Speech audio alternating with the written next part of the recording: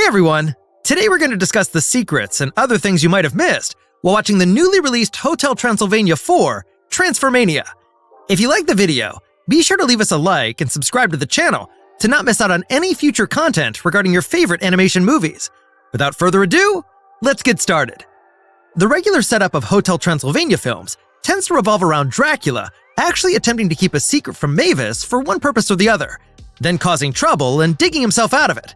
Mavis, on the other hand, has a larger significant stake in the real action this time. While much can be said about Mavis cleaning up the mess after her spouse or parent, it is indeed pleasant to see her participate fully in having saved the day. After all, women are far more capable when it comes to that. Brian Hull has voiced Dracula in the fourth Hotel Transylvania film, which was previously voiced by the amazing Adam Sandler in the first 3 movies of the series. Sandler's sudden and unexpected departure from the film series was confirmed in 2021, but the rationale for his non-appearance was never disclosed.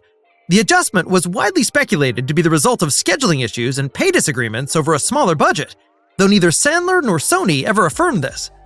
In the early stages, the exclusion of Adam Sandler from the voice performers feels out of place and awkward.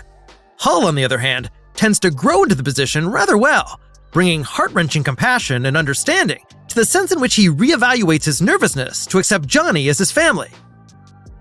Do not be fooled by the funny monsters. Hotel Transylvania 4, like its previous films, has a family and community-centric theme.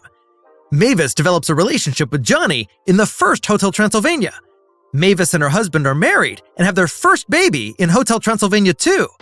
Dracula and his household take a family summer break on a cruise in Hotel Transylvania 3, where he finds love in a cruise ship person, Erica. In 2 ways, Hotel Transylvania 4 continues the family theme. First and foremost, Dracula and Erica get married. Second, Dracula discusses retirement and attempting to pass hotel possession to his family. However, he can only do so while yelling and screaming. When Mavis discovers a photo of the 2 of them when she was a baby, we see Dracula and Mavis reminisce fondly about her adolescence. Dracula also goes on to discuss how he shielded and generously provided for her, i.e. through the hotel, as it was his method of making a decent living. As a result, all of the films are about family, with each Hotel Transylvania film taking it a step further. In Hotel Transylvania 4, Dracula's pessimistic perspective on things comes into conflict with that of his son-in-law, Johnny's, who is upbeat, positive, as well as laid back.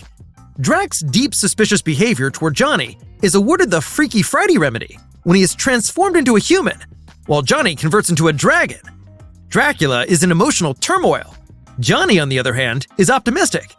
Each gets to know what it is really like to be in someone else's shoes, particularly when they travel together through the South American jungles in search to find a gem required to counteract the transition. They put together a bonfire, and Johnny attempts to educate Dracula that even a charred marshmallow does have something delectable inside it. It is indeed similar to how Johnny perceives life. "You'll miss the best part if you only see the worst in things," Johnny says, revealing the gooey central area. Drac eventually warms up to Johnny and welcomes him into the family. He also expresses regret for his pessimism. Johnny tells Drac that if he only sees the worst things, he will miss out on the best parts. Even if it comes from a children's movie, that really is a decent phrase for children as well as grown-ups.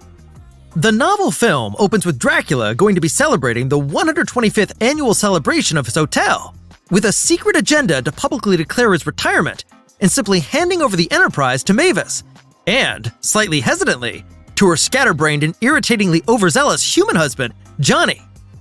And if there's anything fresh about this motion picture, it really is the tangible sense that the series is self-aware enough just to recognize it is indeed time to give up.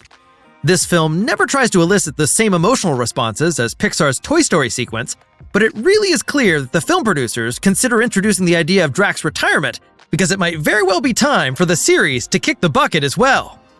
Mavis, the virile actress who plays Dracula's daughter and Johnny's ultimate wife, is playing an active role in the 4th installment. Gomez not only reprised her vocal role, but she also continues to serve as an associate producer. Gomez recently developed the indie rom-com strike, The Broken Hearts Gallery, starring Blocker's Geraldine Viswanathan, and was integral to the success of Netflix's 13 Reasons Why. What are the possibilities that her melodic abilities will be spotlighted in Hotel Transylvania 4? Well, you'll have to see to find out. Dracula and his monster pals are converted into humans in the 4th film of the hit animated cartoon film series, by Van Helsing's dark and mysterious Monsterfication Ray, while his son-in-law Johnny is converted into a monster. In their new, badly fitting bodies, Drac, who has lost his power and authority, seems to be not so proudly wearing a dad bod and trying to make dad puns, and his enthusiastic son-in-law Johnny, who is thoroughly enjoying life as a dragon, must therefore join forces and race around the globe to come up with a cure before it becomes too late and they end up staying like this forever. Johnny certainly appears to be enjoying his raucous new form, because Drac, who is usually oversensitive, made clear that only monsters will be able to take over the hotel after he decides to retire. The struggle of monsters and humans to comprehend one another is brought to a head when they swap places, thanks to Helsing's transforming ray that appears to work and then shatters, trapping them until they can find a suitable replacement just in time for a good ending. When the beam unintentionally hits Drac, the results are not really pleasant. There are no powers, there are no fangs, hairline receding. Worst of all, he has a beer belly. What a frightening experience! Drac shifts into a human and appears to be trying to cover up his transition from Mavis, as well as the other monsters. He seeks help and support from Wayne. Wayne keeps trying to divert everyone's attention with his new dance routines. The moves seem to be actually inspired by social media dance challenges, specifically Jalila Harmon's Renegade Dance. The Invisible Man does in fact have red curly hair, as he described in the first Hotel Transylvania film. When he transforms into a human, he can be seen with red curly hair and, of course, his spectacles, which he wears all the time. After arriving in South America to find the cure, Johnny and Drac take a bus to the Amazon. When Johnny's monster size slows the bus down, he gets down and decides to move the vehicle along by picking it up and running with it. This scene appears to be a shout-out to the old-school animation The Flintstones, where Fred and his friend Barney would at times use foot power to literally run their car. When Dr. Van Helsing decides to shoot Johnny with his Monsterfication Ray, he transforms into a creature in the form of a silhouette. If you look closely, you can see a silhouette on an old-school wheel. At the bottom of the wheel, there is an octopus-like specimen with a distinguishable appearance, evoking a memorable scene from Hotel Transylvania 3, in which Dr. Van Helsing awakens Kraken from his deep slumber and intentionally misleads him against Drac and his family. In addition to seeing Dracula as a human, we also see Johnny as a big monster, and if you look closely, his monster body looks pretty familiar. Johnny resembles Elliot the dragon from the Disney film Pete's Dragon. Elliot is a large green dragon with the same body as Johnny in this film. Pete and Elliot quickly become the best of friends. One thing to keep in mind is that Elliot the dragon is both hyperactive and extremely amusing, and the same can be said of Johnny. Putting all of the puzzle pieces together, we can reasonably conclude that Johnny's transformation is a touching tribute to Elliot from Pete's Dragon. When the magical monster-creating crystal fractures, the only way to restore them to their native form is to find another, which leads them to a South American rainforest via a monsterific GPS.